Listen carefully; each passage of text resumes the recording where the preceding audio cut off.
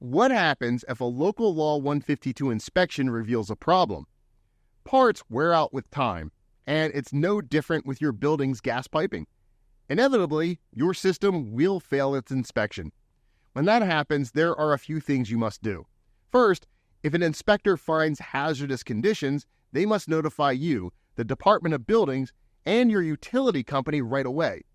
Safety is a priority, and dangerous conditions must be resolved as soon as possible. For other repairs, you'll have 120 days from the inspection to make the repair, get reinspected, and file a new certificate with the Department of Buildings. In some cases, an extension to 180 days is possible.